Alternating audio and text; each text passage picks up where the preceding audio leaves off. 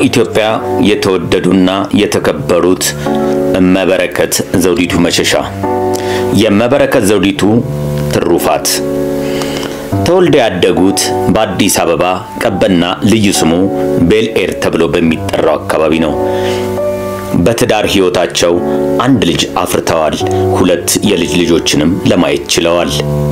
እመበረከት ዘውዲቱ መሸሻ የ84 ዓመት የእድሜ ባለጸጋ እመበረከት ዘውዲቱ መሸሻ በስራ የሚያምኑ እጅግ ትጉህና ጠንካራ ሴት ናቸው።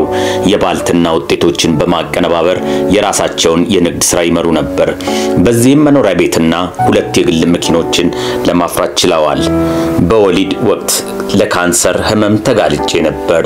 ከፍተኛ በሆነ የአስም ህመምም እሰቃይ ነበር የሚሉት እመበረከት ዘውዲቱ በነበራቸው ጽኑ ህመም የተነሳ አዳማ ናዝሬት አካባቢ በሚገኝ የፍል ውሃ ጸበል እየተመላለሱ የሚጸበሉበት በ1984 ዓ.ም የመንግስት ለውጥን ተከትሎ በአንዳንድ አካባቢዎች ግጭት ተከስቶ ነበር። በአርሲ ክፍለ ሀገርም አርባ ጉጉ በተባለ መንደር ይኖሩ የነበሩ በርካታ ወገኖች በእምነታቸውና በማንነታቸው ምክንያት ተከስቶ በነበረው ግጭት የሰው ህይወት ሲያልፍ ጥቂት የማይባሉ ሰዎች ደግሞ ህይወታቸውን ለማትረፍ ወደ አዳማ ሸሽተው በጊዜያዊ መጠለያ ድንኳን ውስጥ ለመጠለል ችለው ነበር። እመበረከት ዘውዲቱም የተፈናቃዮችን አኗኗር በማየት እኔ ሰፊ ግቢ ያለው መኖሪያ ቤት ይዤ ብቻዬን እኖራለሁ። እነዚህ ህፃናት ተጎጂ ቤተሰቦቻቸውን ግን በእንደዚህ አይነት ችግር ውስጥ ወድቀው ይገኛሉ።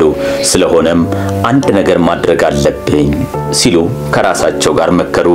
ጉዳዩንም ለሚመለከተው የመንግስት አካል ለማስረዳት በወቅቱ የነበረው ችግር እስኪፈታና ተፈናቃዮችም ወደ ቀያቸው እስኪመለሱ ድረስ ከሳቸው ጋር የበሉትን በልተው የጠጡትን ጠጥተው እንዲኖሩ 26 አባወራዎችንና እማወራዎችን እንዲሁም በርካታ ወላጅ አልባ ህፃናትን ለመርዳት አዲስ አበባ ወደሚገኘው መኖሪያ ቤታቸው ይዘው አመጧቸው። ተፈናቃዮቹ የመጡበትን አካባቢ ሰላሙ እስኪረጋጋ ጸጥታው አስተማማኝ እስኪሆን ድረስ ለተወሰኑ አመታት ከሳቸው ጋር ቆይተዋል። ከዚያም አካባቢው ሲረጋጋ ቤተሰብ ያላቸውና ሰርተው መኖር የሚችሉ ለኑሮ መደጎሚያ ገንዘብ በመስጠት ወደ ቀያቸው እንዲመለሱ ማድረጋቸውን ይናገራሉ።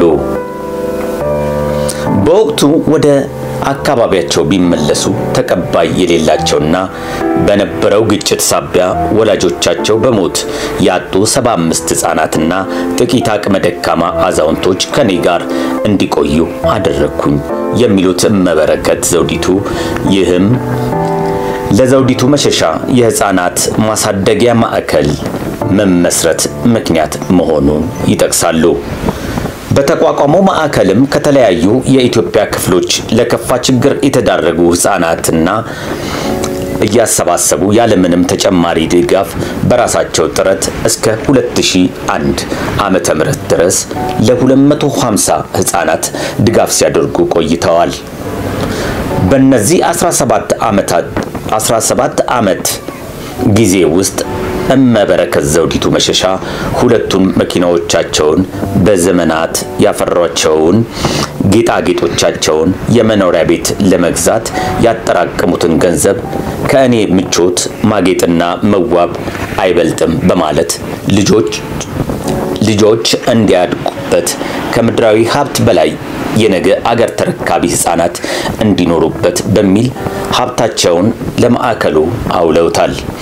እነዚህ መልካም ተግባሮቻቸውን ተከትሎ ነው ወይዘሮ ዘውዲቱ እመበረከት የጸጋ የሀብት እናት የተሰኘው መጠሪያ ያገኙት። በ2001 ዓመተ ምህረት በወቅቱ የነበረው መንግስት ያላችሁበትን ቦታ ለልማት ይፈልጋል፣ በአጭር ጊዜ ውስጥ ቦታውን ለመንግስት አስረክባችሁ ልቀቁ የሚል መመሪያና ትዕዛዝ አወጣብን የሚሉት እመበረከት በጊዜው እነዚያን ህፃናት ምን ማድረግ ይችላሉ፣ ወዴትስ ወስዳቸዋለሁ የሚለው ጥያቄ አይምሮዬ እረፍት ነሳው ይላሉ።